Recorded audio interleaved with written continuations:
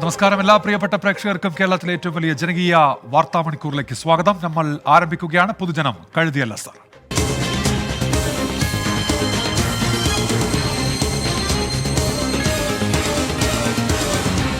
പൊതുജനം കഴുതയല്ല സാർ. പ്രിയപ്പെട്ട പ്രേക്ഷകരെ, അപ്പോൾ നിങ്ങൾക്ക് ഈ പരിപാടിയുടെ ഭാഗമാകാം. ഏതെങ്കിലും ജനകീയ വിഷയങ്ങൾ ഞങ്ങൾ അറിയിക്കേണ്ടതുണ്ടെങ്കിൽ നേരിട്ട് വിളിച്ച് ഞങ്ങളെ അറിയിക്കാം. അതിനായി പറയുന്ന നമ്പറിൽ വിളിക്കുക. 0484-242-510. ഈ നമ്പറിൽ നേരിട്ട് വിളിച്ച് ജനകീയ വിഷയങ്ങൾ ശ്രദ്ധയിൽ കൊണ്ടുവരാം. പ്രേക്ഷകർക്ക് ഏതെങ്കിലും വാർത്തകൾ, ദൃശ്യങ്ങളൊക്കെ വാട്സാപ്പിൽ അയക്കേണ്ടതുണ്ടെങ്കിൽ അതിനും അവസരമുണ്ട്. 6235968937 ഈ നമ്പർ വഴി വാട്സാപ്പിലൂടെ ദൃശ്യങ്ങൾ അയച്ചു നൽകുകയും ചെയ്യാം. വേണ്ടത്ര മുന്നൊരുക്കമോ ബദൽ സംവിധാനമോ ഏർപ്പെടുത്താതെ വാട്ടർ അതോറിറ്റി നടത്തിയ അറ്റകുറ്റപ്പണിയിൽ നമ്മുടെ തലസ്ഥാന നഗരത്തിന്റെ കുടിവെള്ളം മുട്ടിയത് 5 ദിവസമാണ്. അലൈൻമെന്റിലെ പാളിച്ചകൾ പരിഹരിക്കാനാകാതെ പണി നീണ്ടുപോയപ്പോൾ ഉടലെടുത്ത പ്രതിസന്ധി മുൻകൂട്ടി കാണുന്നതിൽ ഭരണകൂടം പരാജയപ്പെടുകയായിരുന്നു. പഴി ഉദ്യോഗസ്ഥരുടെ തലയിലിട്ട് കൈ കഴുകാനാണ് ജനപ്രതിനിധികളും നഗരസഭയും ഇപ്പോൾ ശ്രമിക്കുന്നത്.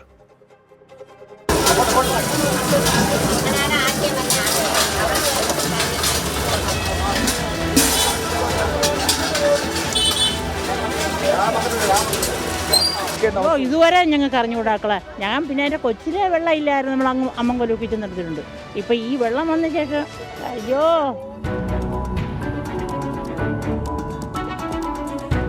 പൈപ്പുകളുടെ അലൈൻമെന്റ് മാറ്റുന്നതിന് വേണ്ടിയാണ് വാട്ടർ അതോറിറ്റി നഗരത്തിലെ കുടിവെള്ളം മുട്ടിച്ച് പമ്പിംഗ് നിർത്തിയത്. 2 പറഞ്ഞു തുടങ്ങിയ പണി തീർന്നത് 4 ദിവസം കഴിഞ്ഞ്. അപ്പോഴേക്കും 45 വാർഡുകളിലെ 5 ലക്ഷത്തിലധികം വരുന്ന ജനങ്ങൾ ദാഹമകറ്റാനാകാതെ പെരുവഴിയിലായി.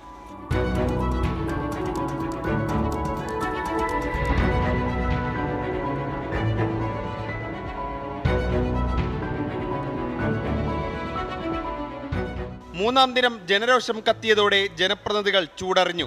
ഗാലറിയിൽ ഇരുന്ന് കളി കണ്ടവർ ഗ്രൗണ്ടിലിറങ്ങി. പണി വേഗത്തിലായി. ഒടുവിൽ രാത്രി വൈകി ചോർച്ച വന്ന വാൽവുകൾ ശരിയാക്കി പമ്പിംഗ് പുനരാരംഭിച്ചു. 5-ാം ദിനം ചിലയിടങ്ങളിൽ വെള്ളം എത്തിയെങ്കിലും ഉയർന്ന പ്രദേശങ്ങളായ വട്ടിയൂർക്കാവ്, മേലാങ്കോട്, നെട്ടയം മേഖലകളിൽ അനിശ്ചിതത്വം തുടർന്നു. നമ്മളിപ്പോൾ നിൽക്കുന്നത് വട്ടിയൂർക്കാവ് ഈ സ്ഥലത്താണ്. ഇവിടെയും ഇതുവരെ വെള്ളം എത്തിയിട്ടില്ല. വട്ടിയൂർക്കാവ് ഇപ്പോൾ എൻ്റെ കൂട്ടുകാരൻ്റെ വീട്ടിൽ നിന്ന് വെള്ളം എടുത്തുകൊണ്ട് വരികയാണ്.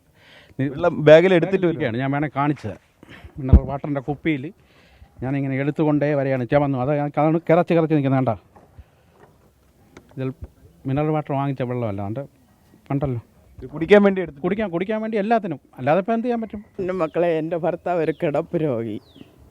അത് കിടന്ന് മൂത്രമൊഴിച്ച് വീട്ടിനകത്ത് എനിക്ക് നിൽക്കാൻ പറ്റില്ല. ഒരു ഗ്ലാസ് വെള്ളം ഇട്ട് കൊടുക്കാമെന്ന് വർത്തി.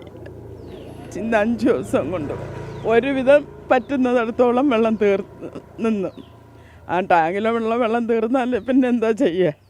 എല്ലാ വീടുകളിലും കുഞ്ഞുകുട്ടികളടക്കമുള്ള എല്ലാവരും ഉള്ളതാണ്. ഞങ്ങളൊക്കെ എന്ത് ബുദ്ധിമുട്ടാണ്. ആകെ ഈ ഭാഗത്ത് ഒരു കിണറുള്ള വീടാണുള്ളത്. അവരെന്ന് ഞങ്ങൾ എത്രയെന്ന് പറഞ്ഞു വെള്ളം എടുക്കും. അറ്റകുറ്റപ്പണി സംബന്ധിച്ച് ജല അതോറിറ്റിയും നഗരസഭയും തമ്മിൽ ആശയവിനിമയം നടത്താത്തതാണ് ദുരിതം ഇരട്ടിയാക്കിയത്. ജല അതോറിറ്റി സൂപ്രണ്ടിംഗ് എഞ്ചിനീയറാണ് വലിയ അറ്റകുറ്റപ്പണികൾ നടക്കുമ്പോൾ വിവരം കോർപ്പറേഷനെ അറിയിക്കേണ്ടത്.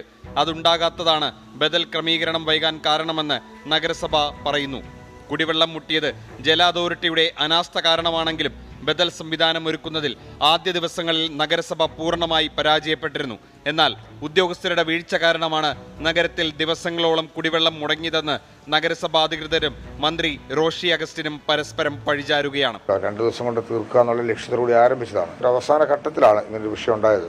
അപ്പോൾ വീണ്ടും അത് നന്നാക്കേണ്ടി വന്നു എന്നുള്ളത് കൊണ്ട് വന്നൊരു താമസമാണ് എൻ്റെ ശ്രദ്ധയിൽപ്പെട്ടത്. ഇനി വീഴ്ച എന്ന് പറയുന്നത് ഇതിനുവേണ്ടി എടുത്ത തീരുമാനങ്ങളെ സംബന്ധിച്ചായിരിക്കും. ആ തീരുമാനങ്ങളെ സംബന്ധിച്ചിടത്തോളമാണ് ഞാൻ പറഞ്ഞത്, ഇനിയുള്ള കാലങ്ങളിൽ അങ്ങനെ ഒരു തീരുമാനം എടുക്കുമ്പോൾ അതിനെന്തൊക്കെ കാര്യങ്ങൾ ചെയ്യണം എന്നുള്ളതിനെക്കുറിച്ച് പ്രോട്ടോകോൾ ഡെവലപ്പ് ചെയ്ത് കൊണ്ടുവരാം. കുടിവെള്ള പ്രശ്നം പരിഹരിക്കാൻ പ്രാപ്തിയുള്ള ഉദ്യോഗസ്ഥരെ ജല അതോറിറ്റി നിയമിക്കണമെന്ന് മുൻ മേയർ VK പ്രശാന്ത് MLA പറഞ്ഞു. അരുവിക്കരയിൽ തന്നെ ഷട്ട് ഡൗൺ ചെയ്യുന്ന ഒരു സ്ഥിതി ഉണ്ടാക്കി വെച്ചു. അത് ഉദ്യോഗസ്ഥ തലത്തിലുള്ളൊരു വലിയ വീഴ്ചയാണ്. ബഹുമാനപ്പെട്ട മിനിസ്റ്റർക്ക് ഞാനിന്ന് അതിനെ സംബന്ധിച്ച് പരാതികൾ നൽകും. ഇപ്പോൾ അടിയന്തരമായിട്ട് നടപടി പൂർത്തീകരിച്ച് പമ്പിംഗ് ആരംഭിച്ചു എന്നുള്ളതിനെ ഞാൻ അഭിനന്ദിക്കുന്നു. ജനങ്ങളുടെ കുടിവെള്ളം മുട്ടിച്ചവർക്കെതിരെ നടപടിയെടുക്കുന്നതുവരെ പ്രതിഷേധവുമായി മുന്നോട്ട് പോകാനാണ് പ്രതിപക്ഷ സംഘടനകളുടെ തീരുമാനം. പമ്പിംഗ് പുനരാരംഭിച്ചെങ്കിലും എല്ലാം പഴയപടിയാകണമെങ്കിൽ നാളെ കൂടി കാക്കണമെന്നാണ് ജല അതോറിറ്റിയുടെ അറിയിപ്പ്. തിരുവനന്തപുരത്ത് നിന്നും അജീഷ് ജയകുമാർ, 24. പൊതുജനം കഴുതയല്ല സാർ. ഇപ്പോഴും കുടിവെള്ളം എത്താത്ത മേഖലകൾ തിരുവനന്തപുരം നഗരത്തിലുണ്ട് എന്നാണ് മനസ്സിലാക്കാൻ കഴിയുന്നത്. കൊടുങ്ങാനൂർ പോലെയുള്ള മേഖലകളിൽ ഇപ്പോഴും കുടിവെള്ളം എത്തിയിട്ടില്ല എന്ന് മനസ്സിലാക്കുന്നു. വൈകിട്ടോടെ വെള്ളം എത്തും എന്ന് വാട്ടർ അതോറിറ്റി അധികൃതർ പറഞ്ഞെങ്കിലും അവിടെ ജനങ്ങൾ ഇപ്പോഴും ദുരിതത്തിൽ തന്നെ എന്നാണ് മനസ്സിലാക്കാൻ കഴിയുന്നത്. ഇനി ഇപ്പോൾ വരുന്ന ഒരു പ്രധാനപ്പെട്ട വാർത്തയിലേക്ക് നമ്മൾ പോകുന്നു. രാജ്യത്ത് എംപോക്സ് സ്ഥിരീകരിച്ചിരിക്കുന്നു. കഴിഞ്ഞ ദിവസം സംശയാസ്പദമായി ഐസൊലേറ്റ് ചെയ്തയാൾക്ക് രോഗം സ്ഥിരീകരിച്ചു എന്നാണ് ഇപ്പോൾ ആരോഗ്യ മന്ത്രാലയം വ്യക്തമാക്കിയിരിക്കുന്നത്. ബൽറാം നെടുങ്ങാടി ഡൽഹിയിൽ നിന്ന്. ബൽറാം, എന്തൊക്കെയാണ് വിവരങ്ങൾ? ഇറക്കിയിരുന്ന പ്രസ്താവന പിൻവലിച്ചുകൊണ്ടാണ്, തിരുത്തിക്കൊണ്ടാണ് കേന്ദ്ര ആരോഗ്യ മന്ത്രാലയം പുതിയ പ്രസ്താവന ഇറക്കിയിരിക്കുന്നത്. കഴിഞ്ഞ ദിവസം എംപോക്സ് എന്ന് സംശയിക്കുന്ന രീതിയിൽ ആശുപത്രിയിൽ ഐസൊലേറ്റ് ചെയ്തിരുന്ന രോഗിക്ക് പരിശോധനയിൽ എംപോക്സ് ബാധ സ്ഥിരീകരിച്ചു എന്നാണ് ആരോഗ്യ മന്ത്രാലയം അറിയിച്ചിരിക്കുന്നത്. ഈ പടിഞ്ഞാറൻ ആഫ്രിക്കൻ ക്ലേഡ് 2 എംപോക്സ് ബാധയാണ് ഈ രോഗിക്ക് ഉണ്ടായിരിക്കുന്നത് എന്നാണ് ആരോഗ്യ മന്ത്രാലയത്തിന്റെ സ്ഥിരീകരണം. ഈ കേസ് കഴിഞ്ഞ 2022 ജൂലൈ മുതൽ ഇന്ത്യയിൽ ഇതുവരെ റിപ്പോർട്ട് ചെയ്ത 30 കേസുകൾക്ക് സമാനമായ ഒരു ഒറ്റപ്പെട്ട കേസാണ് എന്നും യാത്രാ സംബന്ധമായാണ് ഈ രോഗിക്ക് എംപോക്സ് പിടിപെട്ടത് എന്ന് സ്ഥിരീകരിച്ചിട്ടുണ്ട് എന്നുമാണ് ആരോഗ്യ മന്ത്രാലയം വ്യക്തമാക്കുന്നത്. നിലവിൽ എംപോക്സ് ബാധയുള്ള റിപ്പോർട്ട് ചെയ്ത രാജ്യത്ത് നിന്നും ഇന്ത്യയിലേക്ക് എത്തിയ രോഗിയാണ് സംശയാസ്പദമായ രീതിയിൽ കണ്ടെത്തുകയും ഇയാളെ തുടർന്ന് ആശുപത്രിയിൽ ഐസൊലേഷനിൽ പ്രവേശിപ്പിക്കുകയും ചെയ്തത്. തുടർന്ന് നടത്തിയ പരിശോധനയിലാണ് രാജ്യത്ത് എംപോക്സ് ബാധ സ്ഥിരീകരിച്ചിരിക്കുന്നത്. എന്നാൽ നിലവിലിപ്പോൾ ആരോഗ്യ അടിയന്തരാവസ്ഥ ലോകാരോഗ്യ സംഘടന പ്രഖ്യാപിച്ച വിഭാഗത്തിൽപ്പെടുന്ന എംപോക്സ് ബാധയല്ല ഈ യുവാവിനുള്ളത് എന്നാണ് ആരോഗ്യ മന്ത്രാലയം വ്യക്തമാക്കുന്നത്. അതേസമയം നേരത്തെ തന്നെ സംസ്ഥാനങ്ങൾക്ക് ജാഗ്രതാ നിർദ്ദേശം കേന്ദ്ര ആരോഗ്യ മന്ത്രാലയം നൽകിയിരുന്നു. ഈ എംപോക്സ് ബാധ കണ്ടെത്തുന്നതിനായി പരിശോധനകളും ഒപ്പം തന്നെ സമ്പർക്ക പരിശോധനയും നടത്തണമെന്നും രോഗം സ്ഥിരീകരിച്ചവർക്ക് ഐസൊലേഷൻ നിർബന്ധമാക്കണമെന്നതടക്കമുള്ള ജാഗ്രതാ നിർദ്ദേശങ്ങളാണ് കേന്ദ്ര ആരോഗ്യ മന്ത്രാലയം നൽകിയിരിക്കുന്നത്. നിലവിൽ ഇപ്പോൾ ആശങ്കപ്പെടേണ്ട സാഹചര്യം ഇല്ല എന്നും ഒറ്റപ്പെട്ട ഒരു കേസ് മാത്രമാണ് ഇന്ത്യയിൽ ഇതുവരെ സ്ഥിരീകരിച്ചിരിക്കുന്നത് എന്നുമാണ് ആരോഗ്യ മന്ത്രാലയം വ്യക്തമാക്കുന്നത്. അത് രാജ്യത്ത് നിന്നും പടർന്നതല്ല, മറിച്ച് വിദേശത്ത് യാത്ര ചെയ്ത ഘട്ടത്തിൽ അവിടെ നിന്നുമാണ് ഈ യുവാവിന് രോഗബാധയുണ്ടായത് എന്ന കാര്യത്തിലും സ്ഥിരീകരണമായിരിക്കുന്നു. ഇക്കാര്യമാണ് ഏറ്റവും ഒടുവിൽ ഇറക്കിയ പ്രസ്താവനയിൽ കേന്ദ്ര ആരോഗ്യ മന്ത്രാലയം സ്ഥിരീകരിക്കുന്നത്. ഉന്മേഷ്. ബൽറാം, അപ്പോൾ അങ്ങനെയെങ്കിൽ ഈ ഒറ്റപ്പെട്ട സംഭവം എന്ന് പറയുമ്പോഴും അത്തരമൊരു ആശങ്ക ഉയരുകയാണല്ലോ. അപ്പോൾ ഈ എംപോക്സ് നേരത്തെ സ്ഥിരീകരിച്ച രാജ്യങ്ങളൊക്കെ നമ്മൾക്കറിയാം. ഈ യാത്രയുമായി ബന്ധപ്പെട്ട് അങ്ങനെ എന്തെങ്കിലും ഒരു മാർഗനിർദ്ദേശത്തിലേക്ക് കടക്കുന്നുണ്ടോ ബൽറാം? ഉന്മേഷ്, നിലവിൽ ഇതുവരെയും ഇന്ത്യ പ്രത്യേക യാത്രാ മാർഗനിർദ്ദേശങ്ങളൊന്നും തന്നെ ഈ എംപോക്സ് ബാധയുള്ള രാജ്യങ്ങളിലേക്കായി നൽകിയിട്ടില്ല.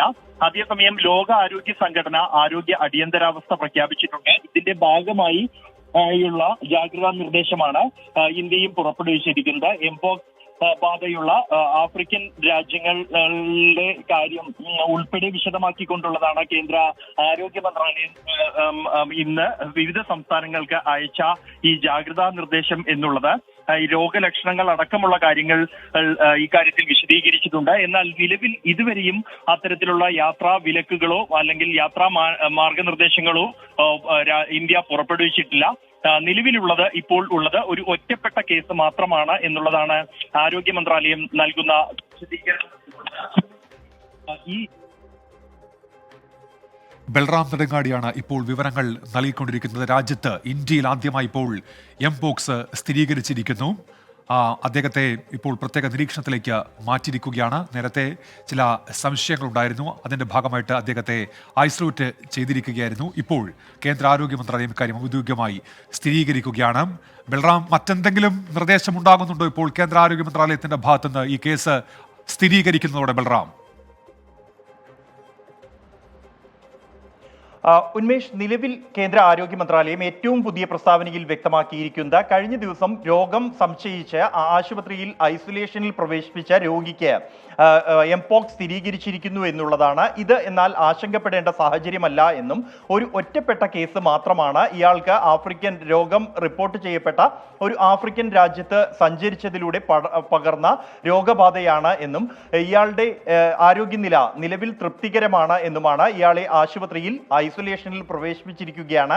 അതുകൊണ്ട് തന്നെ കൂടുതൽ ആശങ്കയ്ക്ക് നിലവിൽ വകയില്ല. എന്നാൽ ഇയാളുടെ സമ്പർക്ക പട്ടിക ഉൾപ്പെടെയുള്ളവ പരിശോധിച്ച് തയ്യാറാക്കി വരികയാണ്. കൂടുതൽ പേരെ പരിശോധന നടത്തും. അതിനുശേഷമായിരിക്കും ഇക്കാര്യം സംബന്ധിച്ച് കൂടുതൽ ആവശ്യമെങ്കിൽ നിയന്ത്രണങ്ങളിലേക്ക് കടക്കുക. നിലവിൽ ഇപ്പോൾ ആശങ്കയ്ക്ക് യാതൊരു അടിസ്ഥാനവുമില്ല എന്നും മതിയായ ക്രമീകരണങ്ങൾ ഈ യാത്രാമാർഗം ഉണ്ടാകുന്ന രോഗബാധ അതിനെ പ്രതിരോധിക്കാൻ അവയ്ക്ക് ചികിത്സ നൽകാൻ ആവശ്യമായ ക്രമീകരണങ്ങൾ രാജ്യത്തുണ്ട് എന്നും ആരോഗ്യ മന്ത്രാലയം വ്യക്തമാക്കുന്നു. കൂടാതെ മറ്റ് 2022 ജൂലൈ മുതൽ രാജ്യത്ത് ഇതുവരെ സ്ഥിരീകരിച്ച 30 കേസുകൾക്ക് സമാനമായ തരത്തിലുള്ള ഒരു രോഗബാധ തന്നെയാണ് ഈ രോഗിയിൽ നിലവിൽ ചികിത്സയിലുള്ള നിലവിൽ ഐസൊലേഷനിൽ കഴിയുന്ന യുവാവിനും സ്ഥിരീകരിച്ചിരിക്കുന്നത് എന്നുമാണ് ആരോഗ്യ മന്ത്രാലയത്തിന്റെ പ്രസ്താവനയിൽ വ്യക്തമാക്കുന്നത്. മറ്റ് മാർഗനിർദ്ദേശങ്ങൾ അടക്കമുള്ള കാര്യങ്ങൾ സംബന്ധിച്ച് ഈ രോഗിയുടെ സമ്പർക്ക പട്ടിക പരിശോധിച്ച്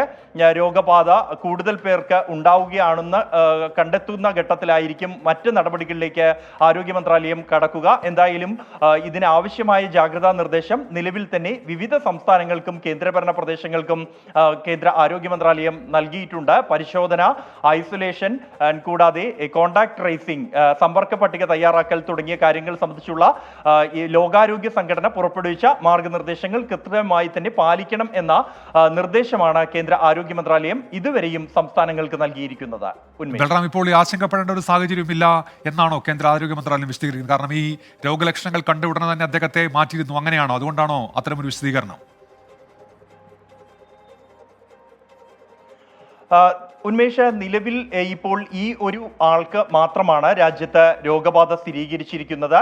ഇയാൾക്ക് രോഗലക്ഷണം, അതായത് ലോകാരോഗ്യ സംഘടന പുറത്തിറക്കിയ രോഗലക്ഷണങ്ങൾ സംബന്ധിച്ചുള്ള പട്ടികയിൽ അതിലുള്ള രോഗലക്ഷണങ്ങൾ കണ്ടെത്തിയതിന്റെ അടിസ്ഥാനത്തിലായിരുന്നു സംശയാസ്പദമായി ആശുപത്രിയിൽ ഐസൊലേഷനിൽ പ്രവേശിപ്പിക്കുകയും തുടർന്ന് ഇതിന്റെ ചട്ടങ്ങൾ അനുസരിച്ച് തന്നെ സാമ്പിളുകൾ ശേഖരിച്ച് പരിശോധനയ്ക്ക് അയക്കുകയും ചെയ്തത്. ഈ പരിശോധനയിൽ രോഗബാധ സ്ഥിരീകരിച്ചിരിക്കുന്നു.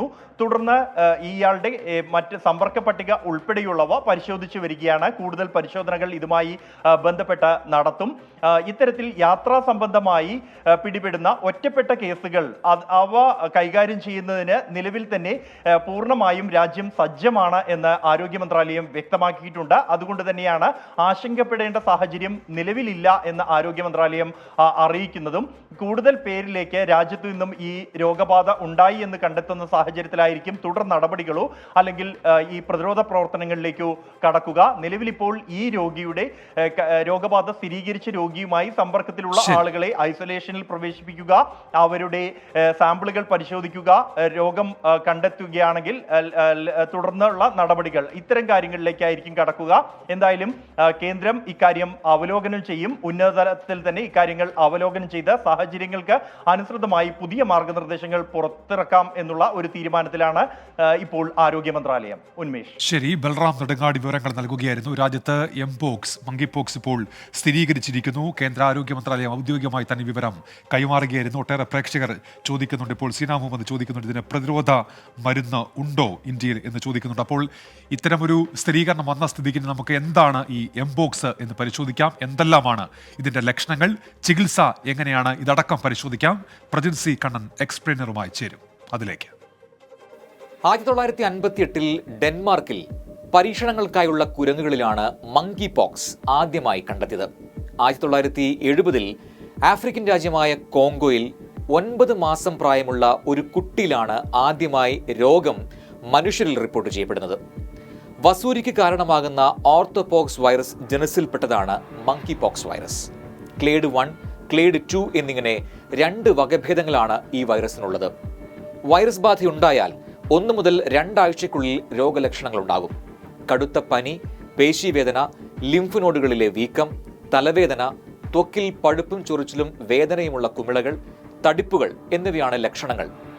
അണുബാധിതരായവരുമായോ രോഗം ബാധിച്ച മൃഗങ്ങളുമായോ ഉള്ള ശാരീരിക സമ്പർക്കത്തിലൂടെ ഈ രോഗം പകരാം. കുരങ്ങ് മാത്രമല്ല, എലി, അണ്ണാൻ തുടങ്ങിയ മൃഗങ്ങളിൽ നിന്നും മനുഷ്യരിലേക്ക് പകരും. വൈറൽ രോഗമായതിനാൽ എംപോക്സിന് പ്രത്യേക ചികിത്സയില്ല എന്നോർക്കുക. രോഗലക്ഷണങ്ങൾ ലഘൂകരിക്കുക, രോഗം മൂലമുള്ള സങ്കീർണതകൾ കൈകാര്യം ചെയ്യുക എന്നതിലൂടെ വലിയ പ്രശ്നങ്ങൾ ഒഴിവാക്കാം. എംപോക്സ് ലക്ഷണങ്ങൾ ഉള്ളയാളെ മറ്റുള്ളവരിൽ നിന്നും ഒറ്റപ്പെടുത്തുകയും നിരീക്ഷണത്തിൽ വയ്ക്കുകയും വേണം. എംപോക്സ് ബാധിതനാണെങ്കിൽ വ്രണങ്ങളും തടിപ്പുകളും പൂർണ്ണമായും ഇല്ലാതാകും വരെ മറ്റുള്ളവരിൽ നിന്നും അകൽച്ച പാലിക്കണം. രോഗം ഭേദമാകാൻ 2 മുതൽ 4 ആഴ്ച വരെ സമയമെടുത്തേക്കും. എംപോക്സിനെതിരെ ലോകാരോഗ്യ സംഘടന നിർദ്ദേശിച്ചിട്ടുള്ള വാക്സിനുകളുണ്ട്.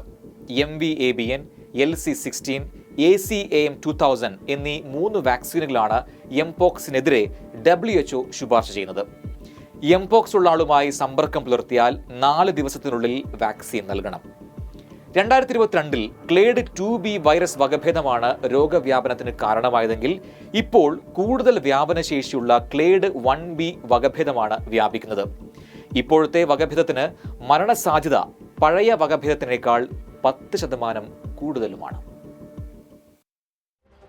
അപ്പോൾ എംപോക്സ് സ്ഥിരീകരിച്ച പശ്ചാത്തലത്തിൽ അതിന്റെ വിശദാംശങ്ങളാണ് പ്രജിൻ നൽകിയത്. നമ്മുടെ തലസ്ഥാന നഗരിയിലെ കുടിവെള്ള പ്രശ്നവുമായി ബന്ധപ്പെട്ട് ഒട്ടേറെ കമന്റുകൾ ഇപ്പോഴും നമ്മുടെ കമന്റ് ബോക്സിൽ നിറയുന്നുണ്ട്.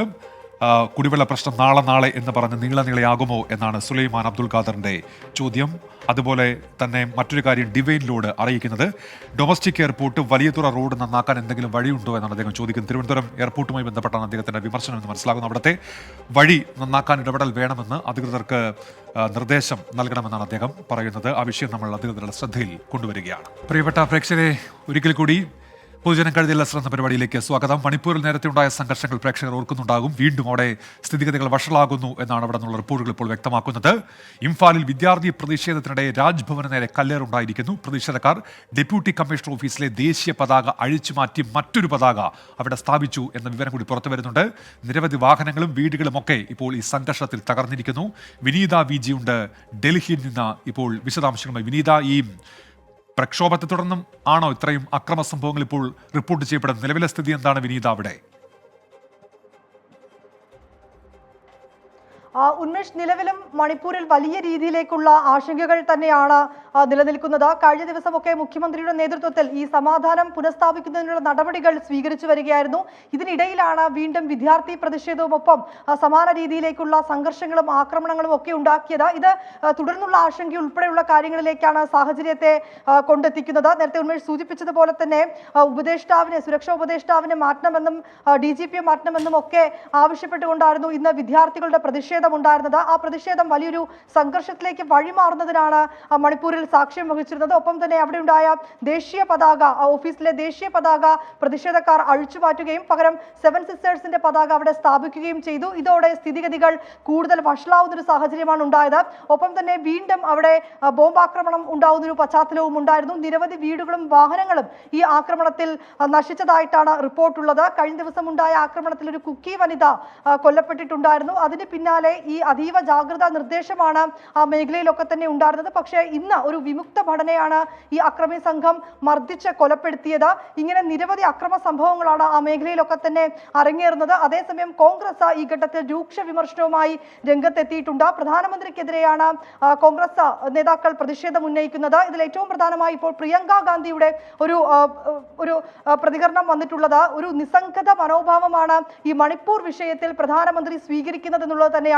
നേരത്തെ തന്നെ മണിപ്പൂർ സന്ദർശിക്കാത്തതിനെ തുടർന്ന് രാഹുൽ ഗാന്ധിയൊക്കെ വലിയ രീതിയിലുള്ള വിമർശനം BJPക്കെതിരെയും ഒപ്പം തന്നെ പ്രധാനമന്ത്രിക്കെതിരെയും ഒക്കെ തന്നെ മുന്നോട്ട് വെച്ചിട്ടുണ്ടായിരുന്നു. ഈ ഘട്ടത്തിലാണ് ഇപ്പോൾ ഈ സ്ഥിതിഗതികൾ കൂടുതൽ രൂക്ഷമാകുന്ന ഒരു സാഹചര്യത്തിലേക്ക് മണിപ്പൂർ എത്തുന്നത്. പക്ഷെ അതേസമയം ഈ വിവിധ മേഖലകളിൽ ഇപ്പോഴും ഈ ആക്രമണം ഉണ്ടായ പരിസരത്ത് ഉൾപ്പെടെ ഈ സുരക്ഷാ സേന അവിടെയൊക്കെ വലിയ രീതിയിൽ അവർ ഈ പരിശോധനകളും ഒപ്പം തന്നെ നിരീക്ഷണവും ശക്തമാക്കിയിട്ടുണ്ടെന്നും പറയുന്നുണ്ട്. എങ്കിൽ പോലും ഈ കഴിഞ്ഞ ദിവസങ്ങളിൽ നമുക്ക് ലഭ്യമായിരിക്കുന്ന റിപ്പോർട്ട് അനുസരിച്ച് 164 പേരെ ഈ നിയമലംഘനത്തിന്റെയും മറ്റും ഭാഗമായി പോലീസ് കസ്റ്റഡിയിൽ എടുത്തിട്ടുണ്ട്. ഈ പശ്ചാത്തലത്തിൽ അതീവ സുരക്ഷാ ക്രമീകരണങ്ങളാണ് മണിപ്പൂരിൽ ഒരുക്കിയിരിക്കുന്നത്. സമാധാനം പുനഃസ്ഥാപിക്കുന്നതിനുള്ള നടപടികൾ സ്വീകരിച്ചു വരുന്നുവെന്നാണ് മണിപ്പൂർ സർക്കാർ ഒരു വശത്ത് അറിയിക്കുന്നു. പക്ഷെ മറുവശത്ത് ഇപ്പോൾ വിദ്യാർത്ഥികളുടെ അടക്കം പ്രതിഷേധവുമായി സ്ഥിതിഗതികൾ കൂടുതൽ രൂക്ഷമാവുകയാണ്. ഉന്മേഷ്, ഇംഫാലിൽ വിദ്യാർത്ഥി പ്രതിഷേധമുണ്ടായിരുന്നു. അതിന്റെ ഭാഗമായി വലിയ സംഘർഷം അവിടെ ഉണ്ടായി. രാജ്ഭവന് നേരെ കല്ലേറുണ്ടായി. അങ്ങനെ നിലവിൽ സ്ഥിതി സംഘർഷഭരിതം എന്നാണ് വിനീത VG ഇപ്പോൾ അറിയിക്കുന്നത്. മണിപ്പൂർ വാർത്തയിൽ ചില വിഷയങ്ങളിലെ പ്രേക്ഷക പ്രതികരണങ്ങൾ കൂടിയുണ്ട്. എംപോക്സുമായി ബന്ധപ്പെട്ട കേന്ദ്ര മന്ത്രാലയത്തിന്റെ വിശദീകരണം എന്താണെന്ന് വിനീത് നാരായണൻകുട്ടി ചോദിക്കുന്നുണ്ട്. അത് സ്ഥിരീകരിച്ച കാര്യം ഔദ്യോഗികമായി ഇപ്പോൾ കേന്ദ്ര ആരോഗ്യ മന്ത്രാലയം അറിയിക്കുകയാണ് ചെയ്യുന്നത് എന്ന് വിനീതിനെ അറിയിക്കട്ടെ. റീന പറയുന്നുണ്ട്, തിരുവനന്തപുരത്തെ കുടിവെള്ള പ്രശ്നം വാർത്തയായിട്ടും അധികൃതർ ഉറങ്ങുകയാണോ? അവിടെയുള്ള കിടപ്പുരോഗികളെ പരിചരിക്കുന്നവർ വെള്ളമില്ലാതെ എത്ര കഷ്ടപ്പെടുന്നു? അങ്ങനെ ആ സ്ഥിതി സ്ഥിതിവിശേഷവുമായി ബന്ധപ്പെട്ടാണ് പ്രതികരണം. മറ്റൊന്നാളെ തിരുവനന്തപുരത്ത് സ്കൂളുകളുണ്ടോ എന്നുള്ള ചോദ്യമുണ്ട്. ഈ കുടിവെള്ള പ്രശ്നത്തിന്റെ പശ്ചാത്തലത്തിൽ ഇന്ന് അവധി ഉണ്ടായിരുന്നു. നാളെ അത്തരത്തിൽ ഒരു അവധിയുള്ളതായി അറിയിപ്പൊന്നും കിട്ടിയിട്ടില്ല എന്ന് കൂടി അറിയിക്കുകയാണ്. എല്ലാ പ്രേക്ഷകർക്കും ഒരിക്കൽ കൂടി പൊതുജനം കഴുതിയുള്ള ശ്രദ്ധ പരിപാടിയിലേക്ക് സ്വാഗതം. ഇനി നമ്മൾ ഈ ദിവസങ്ങളിലൊക്കെ ചർച്ചയാകുന്ന ആ പ്രധാന രാഷ്ട്രീയ വാർത്തയുടെ മറ്റൊരു വിശദാംശത്തിലേക്ക് പോവുകയാണ്. ADGP RSS കൂടിക്കാഴ്ചയിൽ ഇടതുമുന്നണിയിലെ അതൃപ്തി ഇപ്പോൾ പരസ്യമായിരിക്കുന്നു. കൂടിക്കാഴ്ച ഗുരുതര പ്രത്യാഘാതങ്ങൾ ഉണ്ടാക്കുന്നത് എന്നാണ് CPI ദേശീയ നേതൃത്വത്തിന്റെ നിലപാട്. എന്തടിസ്ഥാനത്തിലാണ് കൂടിക്കാഴ്ച നടത്തിയത് എന്നതിന് സർക്കാർ മറുപടി പറയണമെന്ന് CPIയുടെ ജനറൽ സെക്രട്ടറിയായ D രാജ ഇന്ന് 24നോട് പറഞ്ഞു. അതേസമയം ADGPയെ പൂർണ്ണമായി പിന്തുണച്ച് നിയമസഭാ സ്പീക്കർ AM ഷംസീർ രംഗത്തെത്തിയതും ഇന്ന് കേരളം കണ്ടു.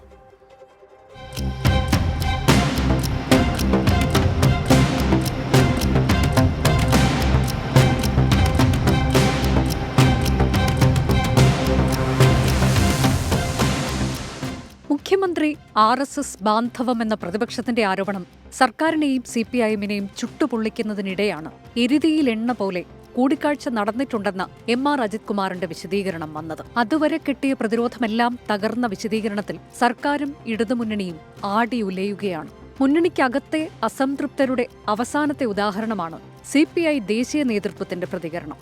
ADGP RSS കൂടിക്കാഴ്ച ഗുരുതര പ്രത്യാഘാതമുണ്ടാക്കുന്നത് എന്നാണ് CPI ദേശീയ നേതൃത്വത്തിന്റെ വിലയിരുത്തൽ. എന്തടിസ്ഥാനത്തിലാണ് കൂടിക്കാഴ്ച നടന്നതെന്ന് പൊതുജനങ്ങൾക്ക് മുന്നിൽ വ്യക്തമാക്കേണ്ടതുണ്ടെന്ന് ജനറൽ സെക്രട്ടറി D രാജ പറഞ്ഞു. It is a serious matter. It is in public domain everywhere, not only in Kerala, across the country, how such a meeting could take place. വിഷയത്തിന്റെ പ്രത്യാഘാതങ്ങൾ പരിശോധിക്കാൻ സംസ്ഥാന ഘടകത്തോട് ആവശ്യപ്പെട്ടിട്ടുണ്ട്. സർക്കാർ എങ്ങനെ പ്രതികരിക്കുന്നു എന്ന് കാത്തിരിക്കുന്നു.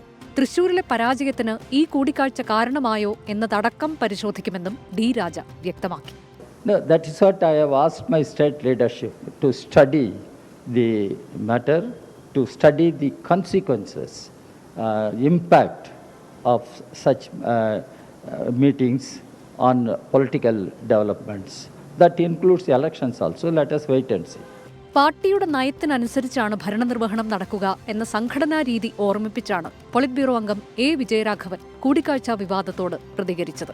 പാർട്ടി സഖാക്കളാണ് സർക്കാരിൽ പ്രവർത്തിക്കുന്നതെന്ന് പറഞ്ഞ വിജയരാഘവൻ ഭരണത്തലവൻ എന്ന നിലയിൽ മുഖ്യമന്ത്രിക്ക് സ്വന്തം ഇഷ്ടപ്രകാരം തീരുമാനമെടുക്കാൻ കഴിയില്ലെന്നും വ്യക്തമാക്കി. സർക്കാർ നിലപാടെടുക്കുമെന്ന് പ്രകാശ് കാരാട്ട് പ്രതികരിച്ചത് മുഖ്യമന്ത്രിക്കുള്ള കേന്ദ്ര നേതൃത്വത്തിന്റെ നിർദ്ദേശം കൂടിയാണ്. ഇത് കേരള ADGP നമുക്ക് എന്താ സംബന്ധം? കേരള ഗവൺമെന്റ് ഡീൽ വിത്ത്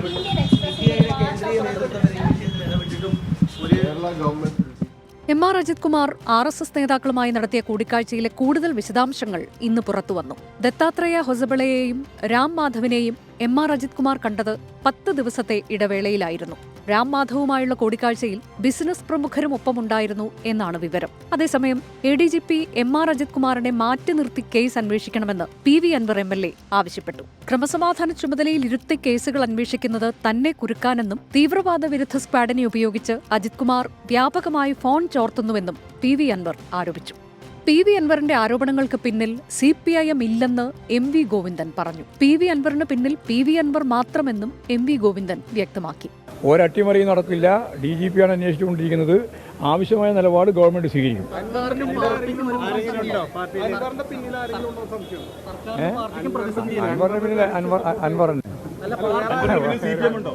ന്യൂസ് ഡെസ്ക് 24.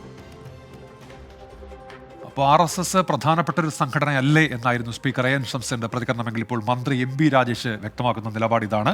RSS നിരോധനം നേരിട്ട സംഘടനയാണ്. RSSനെ കുറിച്ച് ഞങ്ങൾക്ക് ധാരണയുണ്ട് എന്ന് അദ്ദേഹം പറയുമ്പോൾ ഷംസീറിന്റെ നിലപാടിനെ തള്ളുകയാണ് മന്ത്രി MB രാജേഷ് എന്ന് കൂടി വ്യക്തമാകുന്നുണ്ട്. നമ്മളിനി കോഴിക്കോട്ടേക്ക് പോകുന്നു ഒരു വാർത്തയ്ക്ക് വേണ്ടി. അവിടെ കട്ടാങ്ങലിൽ പോലീസിനെ കണ്ട് ഭയന്നോടിയ വിദ്യാർത്ഥി കിണറ്റിൽ വീണു. മുക്കം അഗ്നിരക്ഷാസേന എത്തിയാണ് വിദ്യാർത്ഥിയെ രക്ഷപ്പെടുത്തിയത്. അഭിജിത്ത് മുഴക്കുന്നുണ്ട് കോഴിക്കോട്. അഭിജിത്ത്, ഈ വിദ്യാർത്ഥി എന്തിനാണ് ഭയന്നോടിയത്? എന്തൊക്കെയാണ് വിവരങ്ങൾ അഭിജിത്ത്?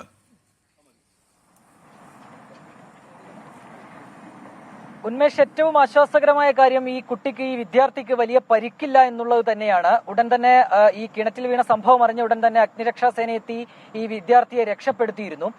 കോളേജിൽ പോയി ഇരുചക്ര വാഹനത്തിൽ മടങ്ങി വരുന്നതിനിടെയാണ് ഫിദൽ എന്ന യുവാവ് പോലീസ് വാഹനം കാണുന്നത്. ഇതോടെ ഭയന്ന യുവാവ് വാഹനം ഒരു സ്ഥലത്ത് നിർത്തി ഇറങ്ങി ഓടുകയായിരുന്നു. ഈ കിണർ മുന്നിലുള്ളത് വിദ്യാർത്ഥിയുടെ ശ്രദ്ധയിൽപ്പെട്ടില്ല. ഈ കിണറിലേക്ക് വിദ്യാർത്ഥി വീഴുകയും ചെയ്തു. ഇതോടെയാണ് വിവരം മുക്കം അഗ്നിരക്ഷാസേനയെ അറിയിക്കുന്നത്. അവർ അവിടേക്ക് എത്തുകയും വടങ്ങളൊക്കെ ഉപയോഗിച്ച് ഈ വിദ്യാർത്ഥിയെ മുകളിലേക്ക് എടുക്കുകയും ചെയ്ത് രക്ഷപ്പെടുത്തുകയായിരുന്നു. ഞാൻ ആദ്യം സൂചിപ്പിച്ചതുപോലെ തന്നെ വലിയ പരിക്ക് പറ്റിയിട്ടില്ല എന്നുള്ളത് തന്നെയാണ് പ്രധാനപ്പെട്ട കാര്യം. 2ാം വർഷ ബിരുദ വിദ്യാർത്ഥിയാണ്. ഏത് സാഹചര്യത്തിലാണ് ഈ വിദ്യാർത്ഥി ഇങ്ങനെ ഭയന്ന് ഓടിയത് എന്നുള്ള കാര്യത്തിൽ വ്യക്തതയില്ല. ഇരുചക്രവാഹനം ഓടിക്കുകയായിരുന്നു. അതിനിടയിലാണ് പോലീസ് എത്തിയതും വിദ്യാർത്ഥി പരിഭ്രമിച്ച് ഓടുകയും ചെയ്തത്. ഉന്മേഷ്, പോലീസിനെ കണ്ടാണ് വിദ്യാർത്ഥി ഭയന്നോടിയതെന്ന് പറയുന്നു. പക്ഷേ എന്ത് കാരണത്താലാണ് എന്നത് ഇപ്പോൾ വ്യക്തമായിട്ടില്ല. കുട്ടിക്ക് കാര്യമായ പരിക്കുകളൊന്നുമില്ല. അഗ്നിരക്ഷാസേന എത്തി, ഫയർഫോഴ്സ് എത്തി രക്ഷപ്പെടുത്തുകയായിരുന്നു എന്നാണ് അഭിജിത്ത് മുഴക്കുന്ന് ഇപ്പോൾ അറിയിക്കുന്നത്. നമ്മളിനി കുറ്റകൃത്യങ്ങളുടെ വാർത്താ ലോകത്തേക്കാണ്. Case diary.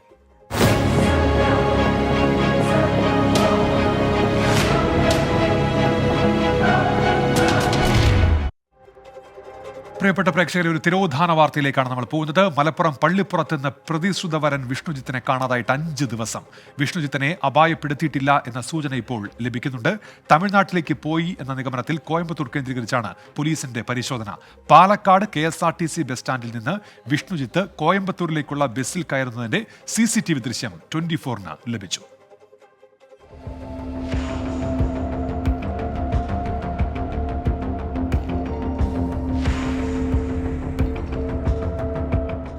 വിഷ്ണുജിത്തിന്റെ തിരോധാനത്തിൽ ഏറ്റവും നിർണായകമായ CCTV ദൃശ്യങ്ങളാണ് ഇന്ന് രാവിലെ 24 പുറത്തുവിട്ടത്.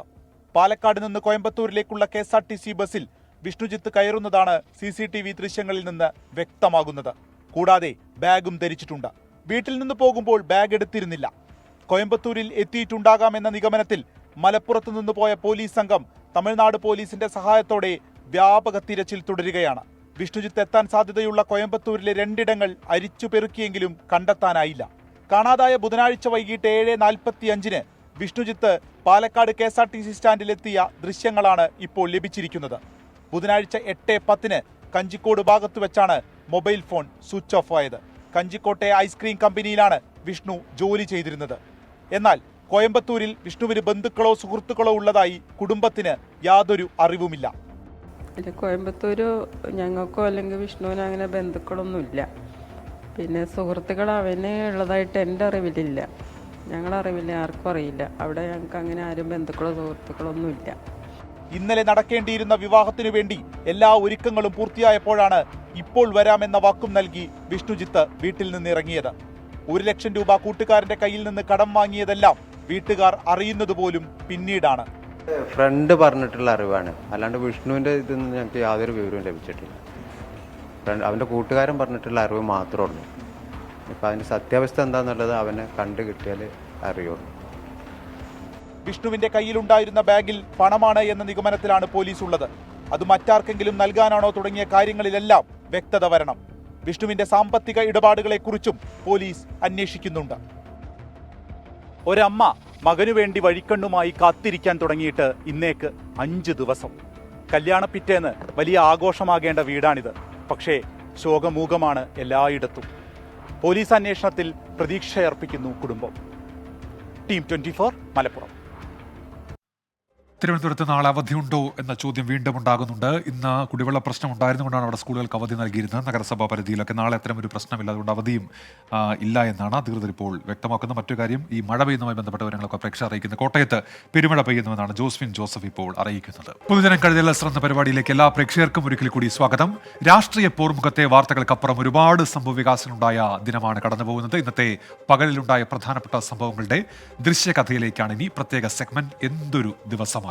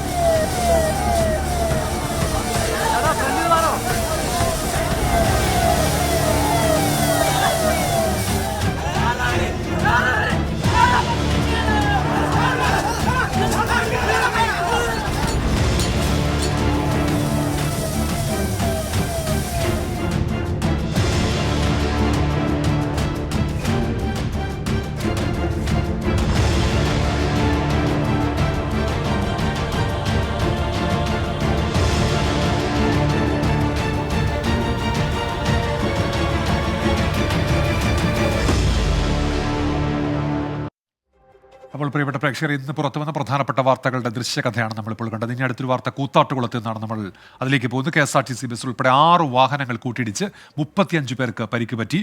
റോഡിന് മധ്യഭാഗത്തായി നിർത്തിയ ജീപ്പിന് പിന്നിൽ ഒന്നിനു പിറകെ ഒന്നായി വാഹനങ്ങൾ ഇടിക്കുകയായിരുന്നു. എസ് ശ്യാംകുമാറുണ്ട് വിവരങ്ങളുമായി കൊച്ചിയിൽ നിന്ന്. ശ്യാംകുമാർ, വിവരങ്ങൾ. ഉന്മേഷം, ഇന്ന് വൈകുന്നേരം 3:45 ഈ അപകടം ഉണ്ടാകുന്നത്. കൂത്താട്ടുകുളത്ത് വി തിയേറ്ററിന് സമീപത്ത് റോഡിന് നടുക്ക് ഭാഗത്ത് നിർത്തിയ ജീപ്പാണ് അപകടത്തിന് തുടക്കം കുറിച്ചത്. ഇതിന് പിറകെ വന്ന മറ്റ് 5 വാഹനങ്ങൾ, KSRTC ബസ് ഉൾപ്പെടെയുള്ള വാഹനങ്ങൾ കൂട്ടിയിടിക്കുകയായിരുന്നു. ഈ അപകടത്തിലാണ് 35 പേർക്ക് പരിക്കേറ്റത്. ട്രാവലറിലും KSRTC ബസ്സിലും ജീപ്പിലും ഉണ്ടായിരുന്ന ആളുകൾക്കാണ് അപകടം സംഭവിച്ചത്. ഇതോടുകൂടി കൂത്താട്ടുകുളം നഗരത്തിൽ വലിയ ഗതാഗത കുരുക്ക് അനുഭവപ്പെടുകയും ചെയ്തു. ഈ വാഹനങ്ങളിൽ ഉണ്ടായിരുന്ന പരിക്കേറ്റ ആളുകളെ പ്രദേശത്തുള്ളവർ തന്നെയാണ് സമീപത്തെ സ്വകാര്യ ആശുപത്രികളിലേക്ക് മാറ്റിയത്. ഇതിൽ ഒരാളുടെ പരിക്ക് അല്പം ഗുരുതരമായിരുന്നു. ആ പെൺകുട്ടിയെ കോട്ടയം മെഡിക്കൽ കോളേജ് ആശുപത്രിയിലും പ്രവേശിപ്പിച്ചിട്ടുണ്ട്. പോലീസും ഫയർഫോഴ്സും എത്തി ഏറെ നേരം പരിശ്രമിച്ചതിന് ശേഷമാണ് അപകട സ്ഥലത്ത് നിന്ന് വാഹനങ്ങൾ മാറ്റാനും അപകടത്തിൽ പരിക്കേറ്റവരെ പൂർണ്ണമായും ആശുപത്രിയിൽ എത്തിക്കാനും കഴിഞ്ഞത്. എസ് ശ്യാംകുമാറാണ് വിവരങ്ങൾ നൽകിയത്. മുബീൻ അലി പറയുന്നുള്ളൂ, വിദേശത്ത് ഇത്തരത്തിലുള്ള അപകടങ്ങൾ സർവ്വസാധാരണമാണ്, നിരവധി വാഹനങ്ങൾ കൂട്ടിയിടിക്കുന്നതെന്നാണ് അദ്ദേഹം പറയുന്നത്. ഇതോടെ പൊതുജനം കഴുതയിൽ എന്ന പരിപാടി പൂർത്തിയാവുകയാണ്.